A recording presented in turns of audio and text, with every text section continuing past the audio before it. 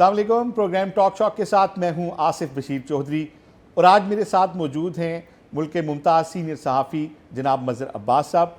آج ہم بات کریں گے امریکہ اور ایران کی اسی جنگ کی جس میں پوری دنیا پر بات ہو رہی ہے، لیکن ایک اہم خبر جو سامنے آئی ہے کہ مذاکرات کا دوسرا راؤنڈ جو ہے وہ پاکستان میں ہوگا. یہ خبر دی گئی ہے CNN کی جانب سے اور اس خبر کی کوئی تردید نہیں کی گئی ہے.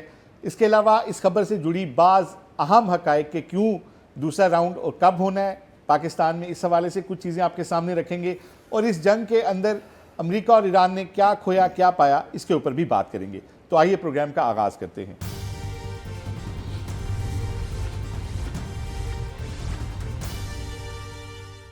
مل صاحب تھینک یو ویری مچ. شکریہ. ڈونلڈ ٹرمپ تو نہیں آیا، میں آ گیا اسلام آباد. جی ہمیں پتہ چلا آپ آ رہے ہیں تو میں نے کہا کہ آپ کی آمد کا جو ہے وہ فائدہ اٹھایا جائے اور آپ تھینک یو ویری مچ کہ آپ نے ہمیں رسپانس بھی کیا. سر آج ایک خبر آئی ہے، بڑی اہم خبر آئی ہے جو CNN کی طرف سے آئی کہ مذاکرات کا سیکنڈ راؤنڈ ہوگا اور وہ پاکستان میں ہوگا. اور یہاں پہ جب ہم نے اس خبر کے آنے کے بعد اسلام آباد میں بات کی ہے تو ہمیں بتایا گیا کہ ریڈ زون کے اندر جو 2 ہوٹل ہیں بڑے، ان کو منع کر دیا گیا کہ آئندہ ہفتے میں وہ کسی قسم کی بھی بکنگز نہ لیں، جو کہ بڑا واضح انڈیکیشن ہے کہ پاکستان کو یہ کمیونیکیٹ کیا گیا ہے یا ہم یہ تیاریاں کر رہے ہیں کہ انہی 2 ہوٹلوں کے اندر پہلے مذاکرات بھی ہوئے تھے اور ڈیلیگیٹس کو بھی ٹھہرایا گیا تھا. تو بڑا ویزیبل نظر آ رہا ہے کہ جو ہے سیکنڈ راؤنڈ بھی ہوگا اور اس حوالے سے جو بیانات آئے ہیں جو وہ بھی بڑے امید افزا آ رہے ہیں اور توقع یہی کی جا رہی ہے کہ شاید سیکنڈ راؤنڈ میں وہ ایگریمنٹ سامنے آ سکے جس کی پہلے پوری دنیا توقع کر رہی تھی. تو سب سے پہلے تو سر میں آپ سے یہ پوچھنا چاہوں گا کہ آپ کیا سمجھتے ہیں کہ سیکنڈ راؤنڈ اسلام آباد میں اگر ہوگا تو ممکنہ آؤٹ کم کیا ہوگی، اور دوسرا یہ کہ اس کے سگنیٹری جو ہیں وہ کون کون ہوں گے، کیا بڑی شخصیات بھی آئیں گی کوئی اس میں؟ شکریہ آصف. دیکھیے سب سے مزے کی بات تو یہ خبر یہ کس طرح بریک ہوئی اور جو ایک تھیں جو اس دورے میں ساتھ تھیں اور پھر انہوں نے بقول اس خبر کے کہ انہوں نے ڈونلڈ ٹرمپ سے فون کیا، بات کی انہوں نے کہ میں رکوں کہ جاؤں، وہ جی تو انہوں نے کہا ابھی رکیں آپ. ابھی آپ اور ایک تو اس میں ظاہر ہے ایک ایز اے جرنلسٹ ہمیں یہ پراؤڈلی فیل کرنا چاہیے کہ اس خبر کو بھی ایک جرنلسٹ نے بریک کیا. اس سٹوری کو اس نے کسی سرکاری ذرائع سے یا اس سے نہیں، ڈائریکٹ پریزیڈنٹ سے بات ہوئی ہے، اس لیے اس خبر کا ویٹیج جو ہے نا اس کی اوتھینٹسٹی ایک طریقے سے اسٹیبلش ہو گئی. اچھی بات یہ ہے کہ مذاکرات جو ایک بیچ میں ایک پاز سا آیا تھا اور یہ آیا تھا اور یہ قیاس آرائیاں شروع ہو گئی تھیں کہ شاید مذاکرات ناکام ہو گئے. اس وقت بھی یہی رائے تھی کہ ڈیل نہ ہونے کا مطلب یہ نہیں ہے کہ مذاکرات ناکام ہو گئے. ظاہر ہے ایک 2 ایسے ممالک جو تقریباً 50 سال سے ایک دوسرے سے بات چیت نہیں ہوئی ہے، ڈائریکٹ ٹاکس نہیں ہوئی ہیں، وہ نہیں ہوئی ہیں، ان 2 ممالک کے درمیان جب ایک ایسے اتنے خوفناک قسم کی کانفلکٹ اور پھر جنگ اور اس کے بعد جنگ سے بعد جنگ بندی پر آئی اور جنگ بندی سے مذاکرات پہ تاکہ جنگ بند ہو. اور اچھی بات یہ ہوئی کہ اس کے فوراً بعد بھی کچھ سخت بیان آئے، لیکن ایون اگر ڈونلڈ ٹرمپ کا بھی بیان دیکھیں اس میں کہیں سختی آپ کو نظر آتی ہے، لیکن کسی سٹیج پہ انہوں نے یہ نہیں کہا کہ مذاکرات ناکام ہو گئے. انہوں نے یہاں تک کہا کہ ایران نے اچھے مذاکرات کیے، کچھ چیزوں پر اتفاق ہوا اور بعض چیزوں پہ نہیں. پھر انہوں نے ظاہر ہے ان کا جو ایک خاص انداز ہے، ایک ریٹورک ہے اس میں، پھر انہوں نے جو ہے یہ امریکہ نے کوشش کی امن ہرمز کے حوالے سے، اس کے بلاکیٹ کے حوالے سے، لیکن اس دوران بھی جو ہے اطلاعات یہی ہیں کہ انڈائریکٹ کانٹیکٹس رہے کام میں.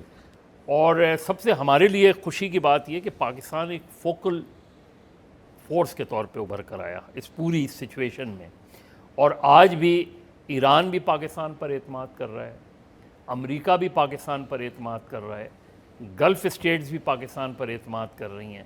تو میرا خیال ہے اس سے زیادہ پراؤڈ موومنٹ ایک ملک کے شہری کے طور پہ آپ کو نہیں ہو سکتا کہ آپ اتنے بڑے، یہ کوئی معمولی کانفلکٹ نہیں ہے، یہ صرف اس جنگ تک محدود نہیں ہے. کانفلکٹ جو ہے، میں ابھی ایک کتاب پڑھ رہا تھا اسی حوالے سے، اس میں کہ سالہ سال سے یہ ہے، اور خاص طور پہ اس لیے بھی ابھی بھی مجھے اس میں مشکلات بہت نظر آتی ہیں، کیونکہ اور اس کی سب سے بڑی وجہ یہ کہ اسرائیل جو ہے وہ ایران کا وجود نہیں برداشت کر رہا۔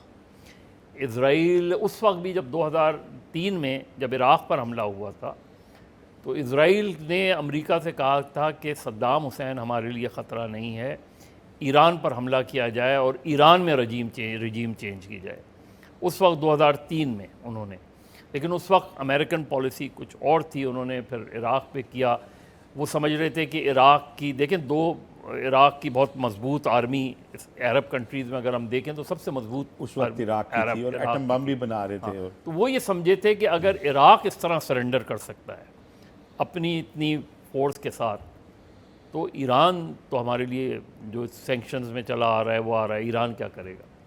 لیکن ایران نے ان کو سرپرائز دیا، اسرائیل کو بھی سرپرائز دیا، امریکہ کو بھی سرپرائز دیا، تو اس لیے وہ مذاکرات کے بھی ماسٹرز ہیں اور وہ جنگ بھی جذبے اور جذبات دونوں سے لڑتے ہیں۔ ایران کی بات کریں، ایران کی بات کریں۔ اچھا سر، میں یہاں پہ آپ سے ایک سوال یہ پوچھنا چاہوں گا کہ آپ نے بجا فرمایا کہ 1979 سے جو تعلقات ٹوٹے ہوئے امریکہ کے اور پابندیاں ایران کے اوپر 47 ایئر کے بعد دو ملک آپ نے سامنے بٹھائے ہیں، پاکستان نے ہماری بڑی اچیومنٹ ہے، لیکن آپ نے یہ بھی درست کہا کہ بہت ساری بدگمانیاں، بہت ساری جو تلخیاں ہیں ماضی کی، ان کا بیگیج بہت بڑا ہے، اور مذاکرات کے یہ صرف 2 راؤنڈ براہ راست جو ہیں یہ شاید اس کے لیے ناکافی ہوں گے۔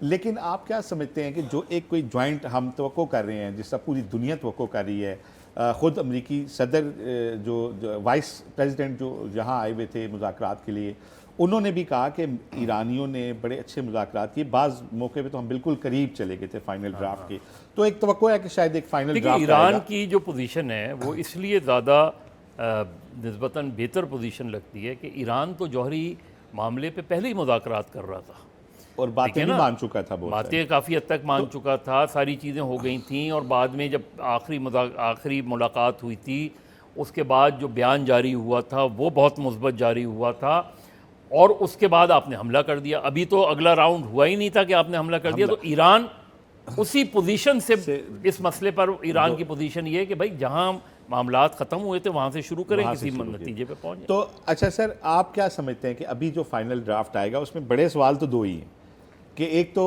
یورینیم کی انریچمنٹ جو ایران کا موقف ہے کہ ہمیں سول استعمال کی حد تک اجازت دی جائے، ٹھیک ہے، اور دوسرا ابنائے ہرمز کا جو ہے ایشو سب سے شاید ہاٹ وہی ہے، کیونکہ وہ جوائنٹ کنٹرول بھی ایران نہیں کہہ رہا اور وہ امریکہ کہہ رہا ہے کہ اس میں کوئی تھرڈ پارٹی یا کچھ جوائنٹ کنٹرول کی۔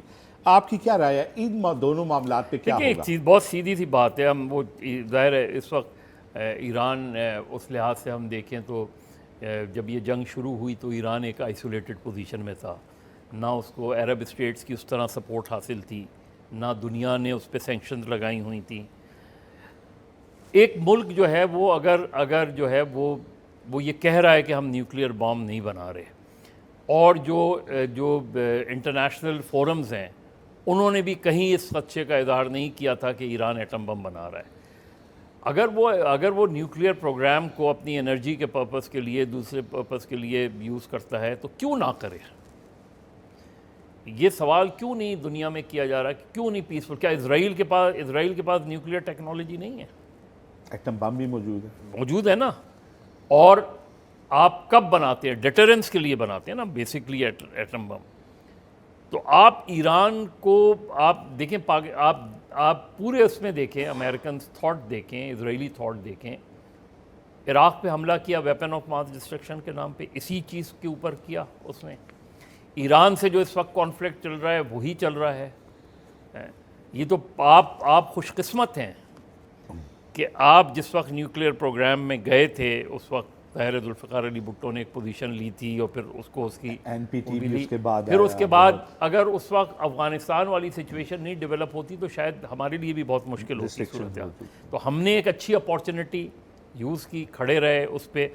میرا خیال میں کہ ایران آج بھی یہی بات کرتا ہے کہ جی آپ یہ کہہ رہے ہیں، پہلے تو جو انٹرنیشنل اصل فورم ہے اس کی طرف سے یہ بات آنی چاہیے نا کہ ہماری انریچمنٹ جو ہے وہ ایسی ہے کہ ہم نیوکلیئر بام ہم نہیں بنا رہے تھے، ہم ہر طرح کی گارنٹی دینے کو تیار ہیں۔ ادر دین دیٹ کیوں نہیں ایران اپنی انرجی کی، کیوں ایران پہ اکنامک سینکشنز رہے ہیں؟ اچھا سر، یہ بات بھی کہی جا رہی ہے کہ ایران اس بات پہ شاید ایگری ہو گیا تھا کہ کسی تیسرے ملک میں ہمارے جو یورینیم جو انریچڈ ہے اس کو ہم وہاں پہ اپنے پروگرام کو بھی منتقل کر سکتے ہیں، تو آپ کو لگتا ہے کچھ اس طرح کا ارینجمنٹ بھی ہو سکتا ہے؟ ہو سکتا ہے اس طرح کا. دیکھیں وہ ظاہر ہے وہ کسی ایسے ملک میں دینا چاہے گا جس ملک پہ اسے اعتماد ہو. اور ابنائے ہرمز کے حوالے سے کیا حل آپ دیکھیں وہ ایک ایسا ٹرمپ کارڈ تھا ڈونلڈ ٹرمپ کے خلاف ایران کا کہ وہ ٹرمپ کارڈ کام کر گیا. تو ایران کبھی بھی نہ اپنی میزائل ٹیکنالوجی کو سرنڈر کرے گا. آمنہ ہرمز پہ وہ ایک یقین دہانی ضرور کرا سکتا ہے، کوئی ایک انٹرنیشنل وہ بھی اس پہ بھی جا سکتا ہے، لیکن بیسک کنٹرول ایران کا ہی رہے گا. ایران اپنے اس بیسک کنٹرول سے دستبردار نہیں ہوگا. دیکھیں Iran has nothing to lose, کیونکہ ایران میں جتنا نقصان ہونا تھا وہ نقصان ہو گیا. ایران نے 40 سال کی اقتصادی، اس سب کے باوجود دیکھیں میں نے آج یہ کالم بھی لکھا ہے کہ ایران نے جنگ کو ایک نیا رنگ دے دیا. آپ پاور پلانٹ پر حملہ کرنے جا رہے تھے، وہاں ایک فنکار کھڑا ہو کر کانسرٹ کرنے لگا. آپ پل پر حملہ کرنے جا رہے تھے، وہاں لاکھوں آدمی پہنچ گئے پل کی حفاظت کے لیے اس میں. تو وہاں لوگ چھپے نہیں. جی. اور سر ایک ملک کے علاوہ ایران ایک تہذیب بھی ہے، اور ایک ایسے وقت میں جب کہ اسی لیے دیکھیں نا کہ امریکی صدر کہہ رہا ہے میں تہذیب مٹا دوں گا. آپ سوچیں نا وہ تو ان کا پوری انٹینشن نہیں. آپ دیکھیں کہ ایران اور اسرائیل نے اٹیک کہاں کیا؟ 30 کے قریب یونیورسٹیز کو اٹیک کیا، کالجز کو اٹیک کیا. اس لیے کہ ایران میں ذہن سازی ایسی ہو رہی تھی کہ ایران میں آپ کو اب صرف ڈیلیگیشنز کی ایجوکیشنل کوالیفیکیشن کا آپ مقابلہ کر لیں، دونوں کی بات چیت کر رہے دونوں ڈیلیگیشنز کی، آپ کو اندازہ ہو جائے گا. اچھا سر، میں اس میں تھوڑا سا پاکستان کی طرف آؤں گا کہ ایک تو یہ کہ جب ڈونلڈ ٹرمپ یہ کہہ رہے تھے میں تہذیب پوری مٹا دوں گا، اور لگتا دنیا کو تھا شاید ایٹم بم استعمال ہونے جا رہا ہے، اور بس ایک رات اور کل رات اور 7 بجے اور ڈیڈ لائنز. تو پاکستان کو آپ کتنا کریڈٹ دیں گے ہماری سول ملٹری لیڈرشپ کو کہ اس سٹیج سے دنیا کو، یعنی کہ ظاہر پوری دنیا پھر اس کنفلکٹ کے اندر انوالو تھی، تو ہمارا کریڈٹ جو ہے وہ کتنا ہے اور اوور آل؟ 100%. اس لیے کہ دیکھیں یہ جو سلسلہ تھا اس لیے کہ ہمارے اسٹیکس بھی اس لحاظ سے تھے کیونکہ اس کے جو خطرات تھے وہ آپ کی لیڈرشپ نے، سول اور ملٹری لیڈرشپ نے محسوس کیے تھے. کیونکہ اگر خدا نہ خواستہ بات بگڑ جاتی یا بگڑ جائے تو آپ کو بہت نازک فیصلہ کرنا پڑتا، اور اس نازک فیصلے میں انٹرنل اسٹرائیو بھی ہوتی. اس نازک فیصلے کے نتیجے میں دو مسلمان کئی آپس میں لڑ پڑتے، جو اسرائیل کی سازش کامیاب ہو جاتی اس کی.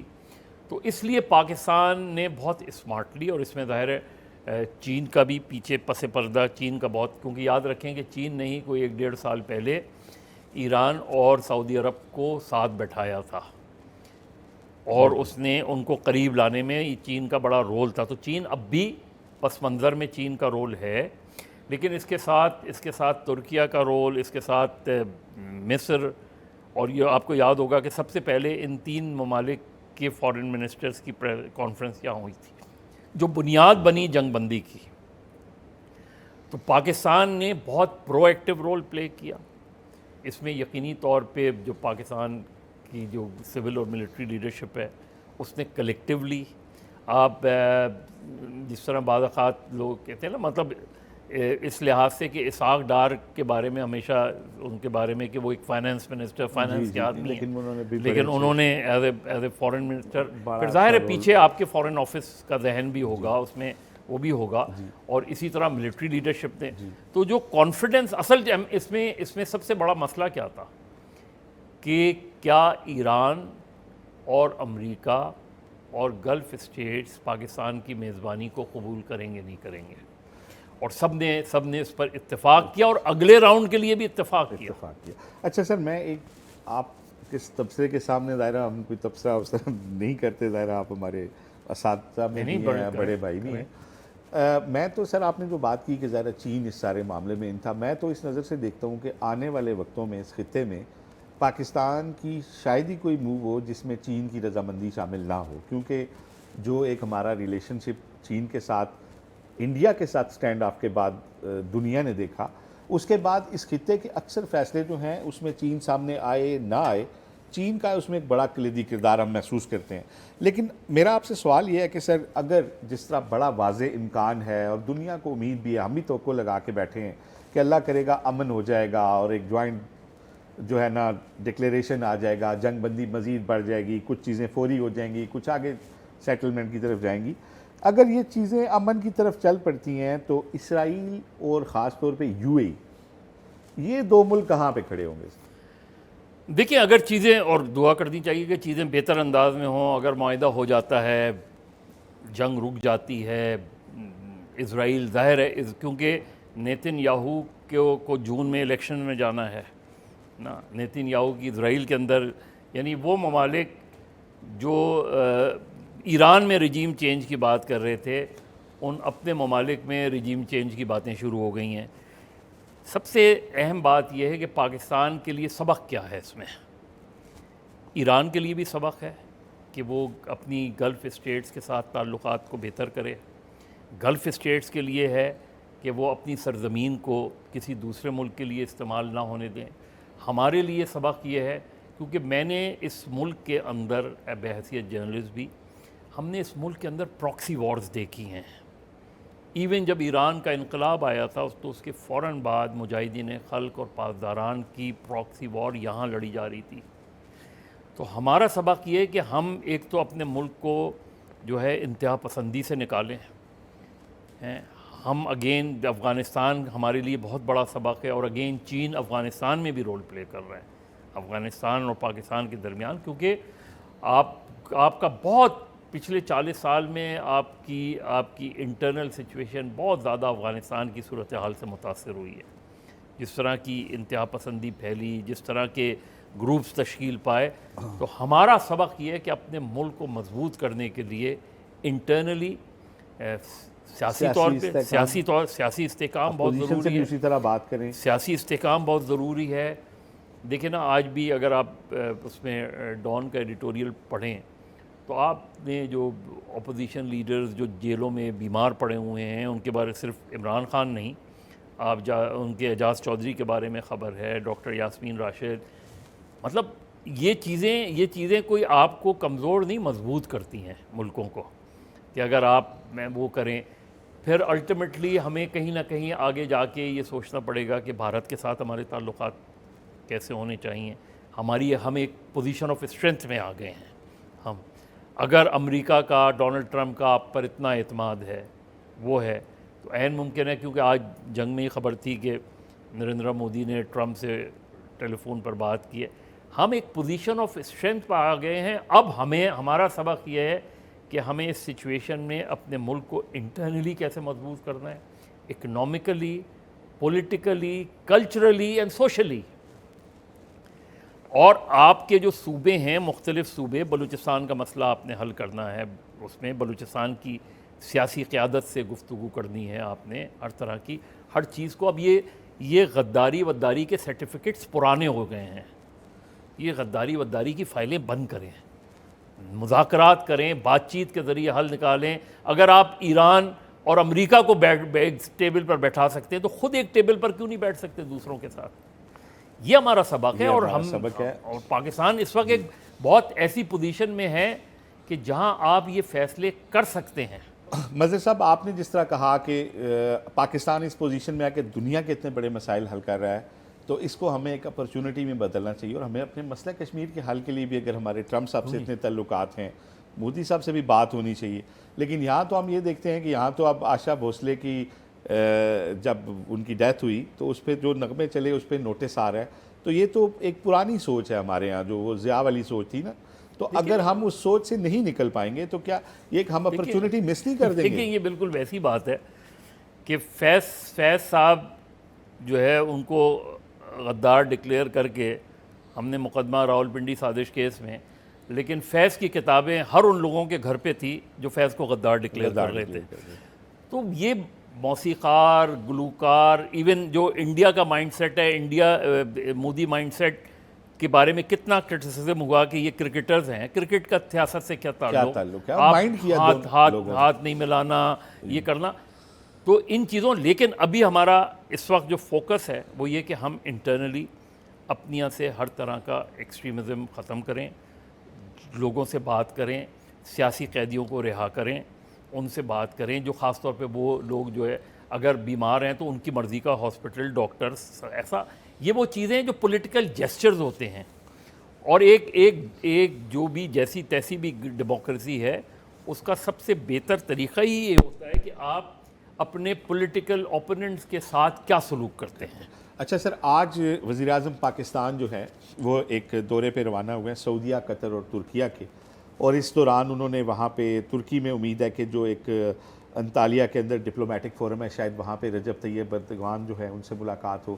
اسی طرح کہا جا رہا ہے کہ سعودیہ کے اندر بڑی اہم میٹنگز ہیں، اور بعض لوگ یہ بھی کہتے ہیں کہ اگر یہ معاہدہ پاکستان میں ہوا، فائنل ہو گیا، تو توقع کی جا سکتی ہے، امکان ظاہر کیا جا رہا ہے جو تیاریاں پاکستان میں جس لیول کے اوپر ہیں کہ شاید ایم بی ایس پی اس معاہدے کی انک کے موقع کے اوپر موجود ہوں. ظاہر ہے سعودیہ بھی اپنا کریڈٹ اس کے اندر لینا چاہے گا کیونکہ وہ اس معاملے کا ایک فریق ہے. دیکھیں یہ تو بہت بڑی بات ہوگی.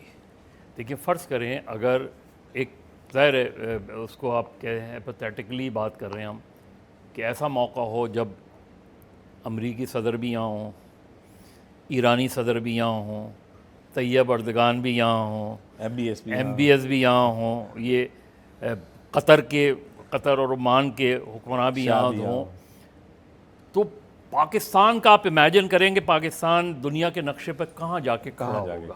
آپ یاد رکھیں کہ 1974 میں جب اسلامی سربراہ کانفرنس ہوئی تھی تو اس کے بعد مڈل ایسٹ کے راستے پاکستانیوں کے لیے کھول دیے گئے تھے اور لاکھوں کی تعداد میں لوگوں نے. تو یہ آپ کے لیے ایسی اپارچونٹی ہے، ظاہر ہے ایک ویسی بات ہے کہ جس کو ہم ایک آپ سمجھ لیں کہ خواب ہے کہ ایسا ہو، لیکن یہ نہیں بھی ہوتا. اور اس کے باوجود بھی اگر معاہدہ ہوتا ہے جس کو سب کی حمایت حاصل ہو، یہ بھی پاکستان کے لیے بہت بڑا ہوگا. اور ابھی تو یہ بھی خبر آ رہی ہے کہ ایک پاکستانی ڈیلیگیشن تہران بھی جا رہا ہے اور ایرانی ان کے ذرائع سے ہی یہ خبر آ رہی ہے.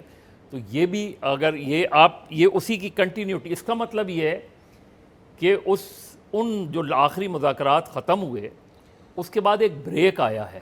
نہ مذاکرات ناکام ہوئے، دستخط ظاہر ہے اس ایک ہی ملاقات میں نہیں ہونے تھے، وہ بریک آیا ہے. امریکی وفد نے جا کے وہاں ڈسکشن کی ہے، ایرانی وفد نے جا کے اپنیاں ڈسکشن کی ہے، پاکستان نے اپنی گلف اسٹیٹس کو ابھی بھی جو وزیر اعظم جا رہے ہیں اعتماد میں لینے جا رہے ہیں.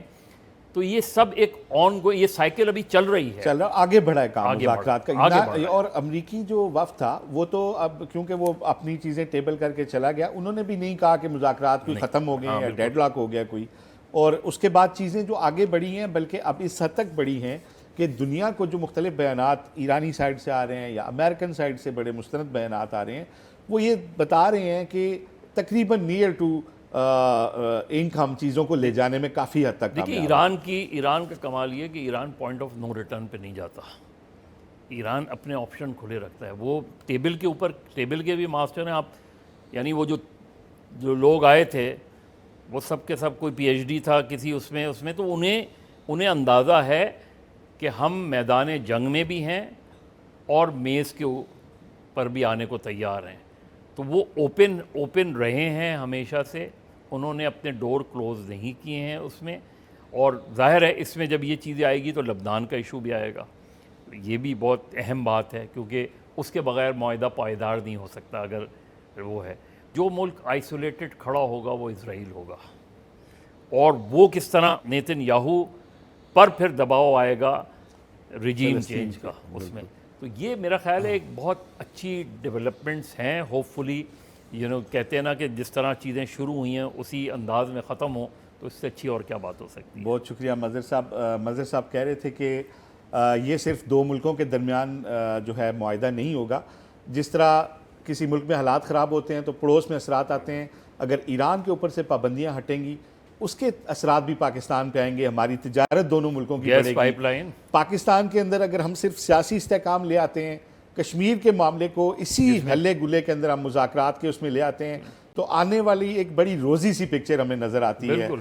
خطے کے اندر ہماری جو امپورٹنس، دنیا کے اندر جو ہماری امپورٹنس ہوتی ہے، پڑوسیوں کے ساتھ جو ہمارے تعلقات آگے بڑھتے ہیں، میرا خیال ہے کہ یہ ہائی ٹائم ہے کہ ہمارے پالیسی سازوں کو جو ہے اپنا جو کینوس ہے، جو سوچ کا اور جو اپرچونٹی ان کو اللہ تعالیٰ نے دی ہے، اگر وہ اس میں بڑے ڈیسیژن کرتے ہیں ملک کے حوالے سے بھی، خطے کے حوالے سے بھی، جس طرح دوسروں کے لیے وہ کر رہے ہیں، تو میرا خیال ہے پاکستان کو کی ترقی ٹیک آف، جو تیز ترین ٹیک آف کو میرا خیال ہے دنیا کی کوئی طاقت نہیں روک سکتی. اور سب سے بڑی بات یہ کہ خطے میں جو مسئلے کی جڑ ملک ہے اسرائیل، جس کے توسیع پسندانہ عزائم ہیں، اس کو نہ صرف ریجیم چینج بلکہ وہاں پہ دنیا کے اندر آئسولیشن اور فلسطین کے اوپر کوئی ریئلسٹک موقف میرا خیال ہے اپنانا پڑے گا، جس سے پائیدار امن کا حل دنیا کے اور اندر این ممکن ہے اس کی وجہ سے کراچی یونیورسٹی کی روڈ بھی بن جائے.